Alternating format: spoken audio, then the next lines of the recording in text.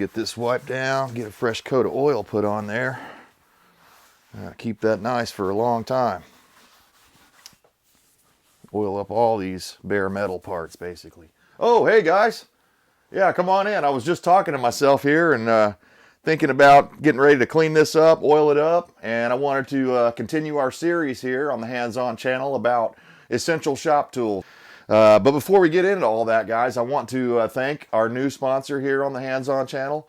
We're proud to say we finally got sponsorship, and it's actually a Canadian company, and I don't normally like to recommend, non-American companies, but this is a fantastic company. I want you guys to check it out. The product is called Beaver Oil. I want you to make sure when you go into the parts store, request 100% pure beaver oil. And if you order it online and you use the Hands-On channel in the promo code, just make sure you type in, what do we got here? Say, fresh squeezed, please. Fresh squeezed, please, in the promo code, and that'll get you 10% off your purchase. So stay tuned, and we're going to come back after I put a little fresh squeezed beaver oil on here.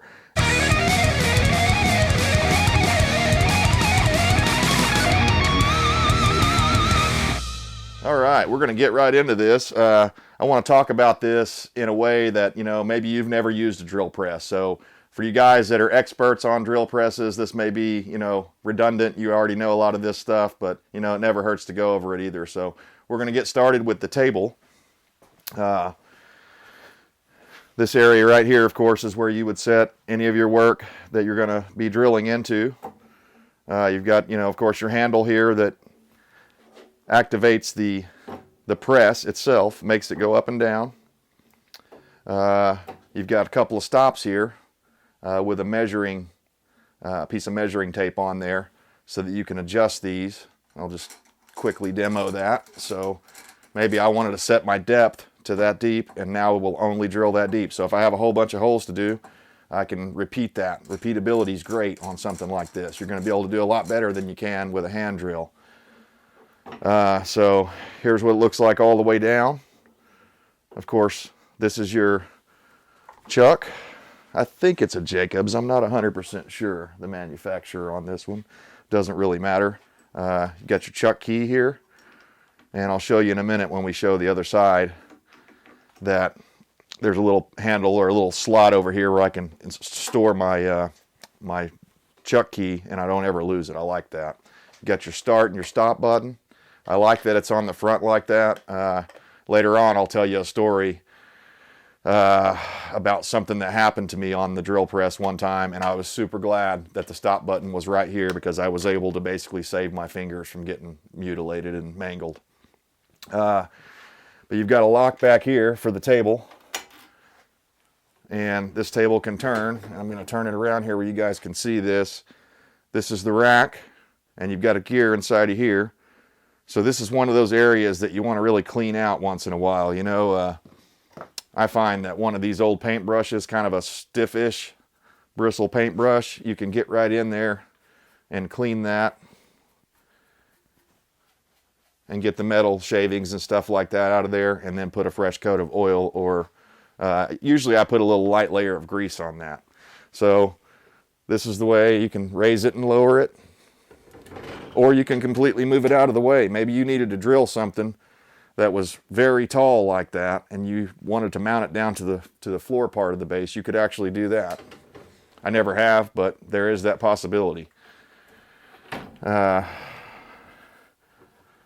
kind of the way to set this up, we'll just kind of run through it. I'll grab a random drill bit here.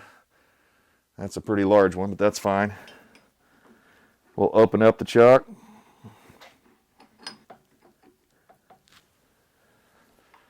And we'll go ahead and tighten it up. And it's best to tighten it good on one spot there, and then come around to the other hole and tighten it up a little more. Although I tried to loosen it there, so I'm going to do it again on this other one. Just that way your bit doesn't spin in the chuck. So now our table's loose. We wouldn't want to drill like that, because as we started drilling, the table could move over. And one thing you do not ever want to do, especially if you're using someone else's tool, never drill through the tabletop. It's a no-no. Makes you look like an amateur. Don't do it. Keep your tabletop nice and machined. Don't even, try not to scratch it. Try to take care of it. And when you set up your part for drilling, make sure that you set up this through hole directly underneath your drill bit, and then you won't have any issues with it. So just make sure and do that. I used to work at a machine shop, and I saw guys on a regular basis drill through the machine tabletop, and it's just because they got in a hurry and weren't paying attention. So just, spend a little extra time, pay some attention, get your part set up, and it'll go a long way toward, protecting your equipment and making it last you a long time. What kind of bits can you run in one of these? Well, you can run standard metal bits like this one that's in here. You can run wood bits. You can run hole saws like this. Or what's even better about, since this thing is stationary, you can actually run a hole saw off center of whatever you're trying to drill with no bit in it, because as long as you're clamped down to the table and this is clamped in solid, it's not going anywhere. The whole point of the pilot bit is so that when you're doing it by hand, it can stay, in the rough proximity of where you started the hole. It's supposed to be a pilot, basically. Well, you don't need a pilot whenever you've got a drill press. So I'm going to set those aside. One way you can clamp to a drill press is with just I bought these from Harbor Freight. They were real cheap, but they work just fine. It has some flats on the bottom of it. You have to find that, and every table is a little different. I went for the square table because I liked the way it gave me a little bit more surface area to work with. And we'd probably want to go upside down like this just to keep this part of it out of the way. So we would go down like something like that, and we could clamp this on. I'm going to go this way so you guys can see better. We could clamp this on like this.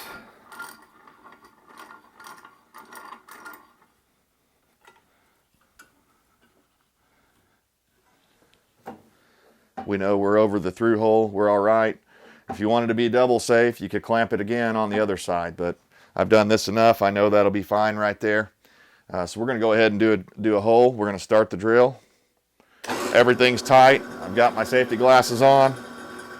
Kind of looking at my bit here, just making sure that it's all straight and everything. It looks good.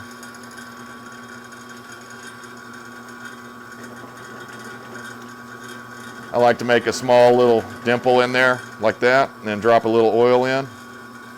Make your bits last a lot longer. And you don't really want to bear down real hard. You're just letting the drill bit do what it's supposed to do here. And if your drill bit's dull, you need to sharpen your bit. That's where a grinder comes in.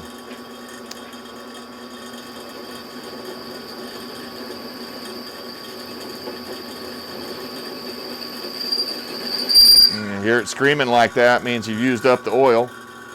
Put a little more in. And I've got a shelf over here where I can keep my oil.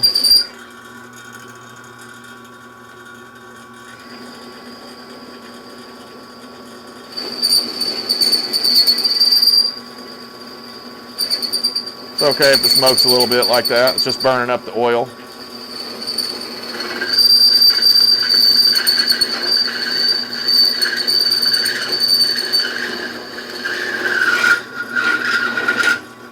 And there we are. Now that wasn't, it's not the thickest steel. This stuff's like, 1/8 inch thick angle iron. It's not the thickest stuff in the world, but I could go through. I've drilled up to 1/2 inch with it, and I do 1/4 inch quite commonly. It's no problem for it.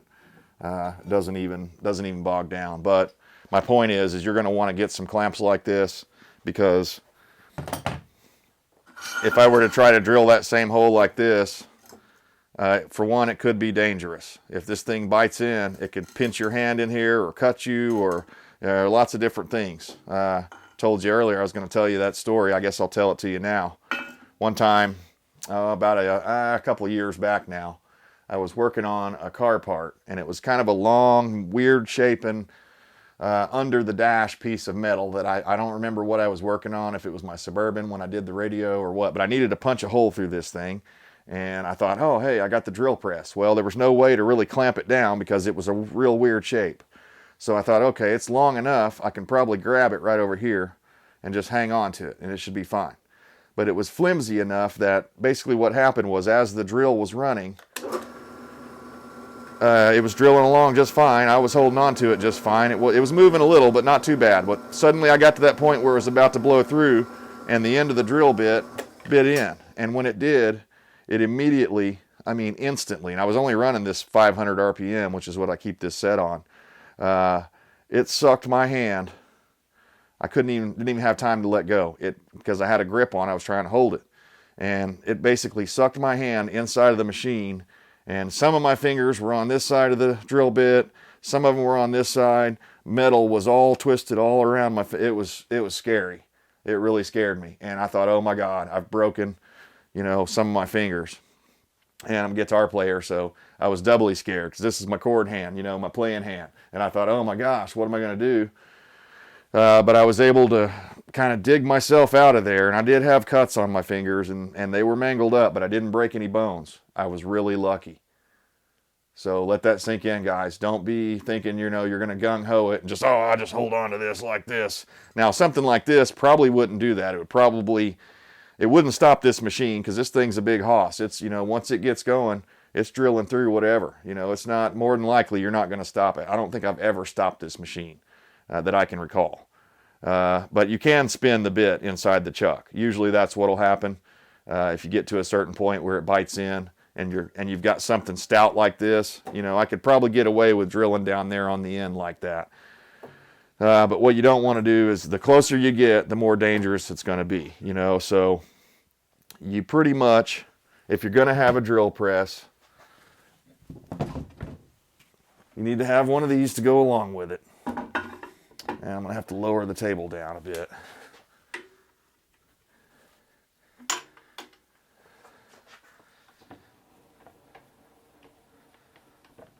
So, this is a drill press vise. And, of course, the purpose of this is to protect you from what I was just talking about. Keep your fingers away from that stuff. So, maybe we have a smaller piece like this and we don't want to run the risk of messing our fingers up. This vise actually has a couple little notches in here, some V notches, so I could set it like this, and I wouldn't have to worry about my tool being drilled through, because when you're drilling something, you only want to drill through what you're trying to drill a hole through, not the piece down below it. So we've got this tightened up. Now, with this much leverage on here, I can grab this out here by the end, and it's not going to suck me into the machine, no matter what. Even if it does bite, it'll just twist this and possibly hit the pole, but I've never even had that happen. This machine here, this tool gives me more leverage, and it's pretty heavy, so it gives me an advantage there. But if I really wanted to be double safe, which I would recommend you to do if you're just starting out, I could go ahead and clamp this on in a couple of spots and line my hole up exactly where I want it. And now that we're up above the table, we can actually use the table and move the table in and out, and this thing also rotates. So maybe I wanted to just slightly change it. If this was off center like that, I could do it this way. And also this table will tilt. I'm not going to actually tilt it for you because I've got it zeroed in and I don't want to have to re-zero it. But it will tilt side to side like this. And with the thing unlocked, with the rack unlocked, you can move it side to side like that. But for now, we're going to do that. We're going to leave it right there. And I'm going to demonstrate to you guys how you can safely cut a hole in this without clamping the base down. But you still need this piece. Okay, so I'm going to hang on here. We're going to just go for about the middle right there. Get a little divot started. Some place to hold oil. Give it a squirt. Keep my oil right there. And I'm not bearing down real hard. I could, but you'd run the risk of damaging your drill bit or possibly even your drill press. You see it bit a little bit there, but it didn't pull it out of my hand. That's my point. And it didn't put my hand anywhere near the danger zone.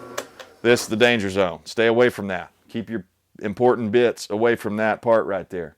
You know, on the safety side of things, since we're kind of talking about that right now, if you got long hair or ponytails, even this shirt that I'm wearing, if it got too close and got sucked in there, that could be a real bad deal. Probably not as critical or not as dangerous as like the big grinder I showed you guys previously, or a lathe or something like that, but still pretty darn dangerous. Like I said, I've already gone through some stuff where I looked down and basically changed my philosophy. Before then, I was thinking, I can just hang on to that thing, it'll be fine. But in reality, it wasn't fine. I could have lost fingers or, you know, damaged myself a lot worse than I did. Gotten some broken bones, whatever. So we're going to inspect our hole. Not that this really matters. I'm just doing it for demonstration. But, you know, you get your brush here, wipe things off, take a look. Okay, I like what I see, or I don't. And, of course, be careful. This thing will be hot.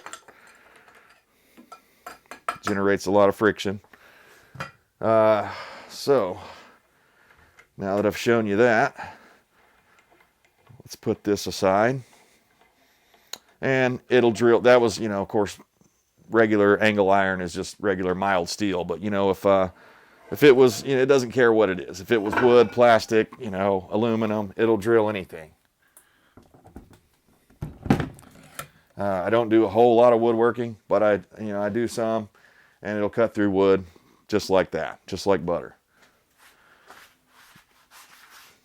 And of course, that's 100% beaver oil that I was using there. I didn't mention that, but it makes an excellent cutting fluid. Motor oil. It's pretty much just the best all-purpose oil that there is. It's a little hard to find here in the States, but if you ask for genuine 100% beaver oil, you'll eventually find it. And for those that are curious, this is a Jet model 15-inch floor drill press. I've been real happy with this thing. Jet tools, while they're not made in the United States anymore, they still seem to be a good quality tool. I've been happy with mine. So, open this top up. Under the hood here, you can see there's a series of 3 different pulleys with all sorts of different grooves on them.